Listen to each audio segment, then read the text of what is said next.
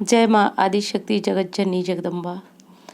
नमस्कार दोस्तों, मार्गदर्शन पे आपका बहुत बहुत स्वागत है। दोस्तों कल माँ का प्रथम नवरात्र है, यानी कि कल प्रतिपदा तिथि है, जिस तिथि में हम सभी कलश रखेंगे, माँ का आह्वान करेंगे।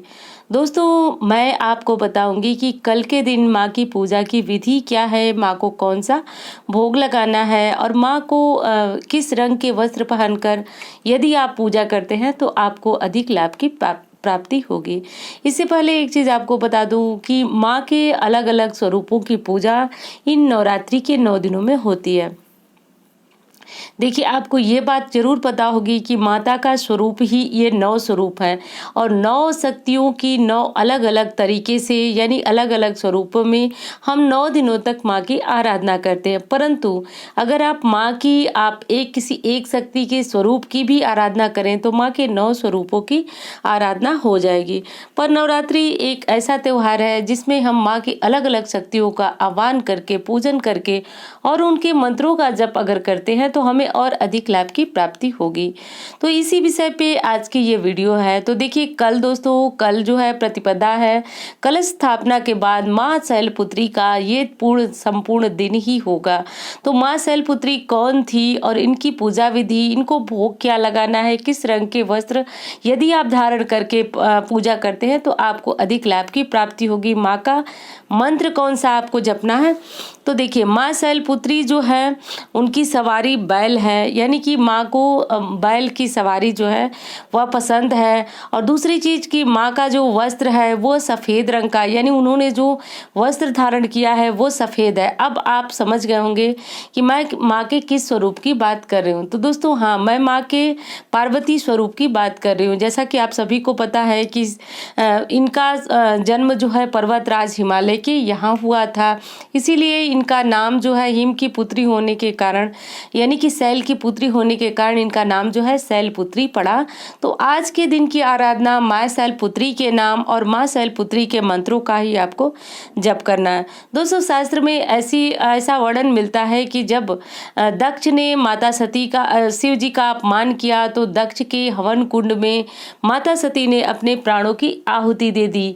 ये बात आप सभी को पता होगी और वो पुनर्जन्म उनका हुआ माता पार्वती के रूप में पर्वतराज हिमालय के घर, और इसीलिए माँ शैलपुत्री के नाम से विख्यात हुई। और इसी माँ शैलपुत्री की पूजा हम सभी नवरात्र के प्रथम दिन में करते हैं, उनका आह्वान करते हैं कलश रखने के बाद। तो दोस्तों माँ की पूजा आपको किस विधि से करनी है ये आपको पता है। संपूर्ण विधि वही रहेगी, यानी कि जैसे आपने माँ का लाल कपड़ा बिछा करके कलश रखा, गौरी गणेश को आपने आह्वान किया, स्थान दिया, उसके बाद आप माँ के किसी भी एक स्वरूप की, आवश्यक नहीं है कि आप माँ के 9 स्वरूपों की अलग अलग फोटो रखें, या फिर आप किसी एक स्वरूप की फोटो अगर आप रख लेते हैं तो भी आप माँ के 9 दिनों तक इसी फोटो से आराधना करेंगे। तो अब आपको माँ को जो भी भोग लगाना हो वो लगाएं। अखंड दीप अगर आप प्रज्वलित करते हैं तो अच्छी बात है, नहीं करते हैं तो भी आप मंत्र जप करेंगे या पूजा करेंगे तो आपके एक कर्म साक्षी दीपक जलाना होगा। ये दीपक सरसों के तेल का नहीं जलता है, आपको देसी घी यानी कि गाय के घी का दीपक जलाना है, या फिर आप तिल तेल का दीपक भी जला सकते हैं। तो इस तरह से करके आपको माँ की पूजा करनी है। पूजा में जैसे आप अपनी संपूर्ण पूजा करेंगे, जिस प्रकार आप पूजा करते हैं, जैसे कि सूर्यदेव को अर्घ देना, तुलसी माँ की पूजा करना, घर के मंदिर में आकर भगवान को स्नान कराना, उनको भोग चढ़ाना, उसके बाद दीप जलाना, भोग लगाना और धूप बत्ती वगैरह, माँ को इत्र अर्पित करना, पान के बीड़े अर्पित करना। अगर पान नहीं अर्पित करते हैं तो लौंग इलायची, यानी कि मुख शुद्धि के लिए देवता को भोग के बाद लौंग और इलायची दिया जाता है। तो ये सारे कार्य आप जो है कर लें। उसके बाद माँ की आरती होती है, और देखिए प्रतिदिन जो है वो कम से कम 108 की संख्या में आपको मंत्र इस नवरात्रि जरूर जपना चाहिए। कारण ये है कि ये समय काफ़ी सिद्ध समय माना जाता है। इस समय अगर आप शक्ति के साधक हैं तो आपके माँ के मंत्रों का जरूर जाप करना चाहिए।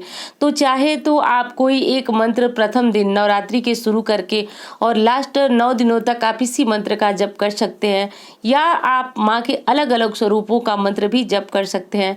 जैसा कि मैं आपको प्रत्येक दिन बताऊंगी कि आपको माँ के अलग अलग स्वरूपों का मंत्र क्या है और किस प्रकार जपना है। तो दोस्तों कल का जो मंत्र है वो अभी आप स्क्रीन पे लिखा हुआ देख रहे हैं। तो कल माँ शैलपुत्री को आप इस मंत्र को जप करके और प्रसन्न कर सकते हैं। मंत्र जप के समय एक सावधानी आपको रखनी चाहिए दोस्तों कि मंत्र जब भी करें उस समय यानी कि देखिए मानसिक तौर पे अगर आपका मुख शुद्ध नहीं हुआ तो भी आप मानसिक जप कर सकते हैं, परंतु जहाँ पे आपका होठ हिलता हो वहाँ पे शुद्धता का ध्यान जरूर रखना चाहिए, मुख शुद्धि का या फिर आपकी शारीरिक शुद्धि का, तभी जा करके आप मंत्र जपे। चाहे तो ये मंत्र जो है आप बिना गिनती के मानसिक तौर पे पूरे दिन जपते रहें, चाहे तो आप इस मंत्र को 108 की संख्या में माला से जप करें। दोनों तरीकों से आप ये जप कर सकते हैं।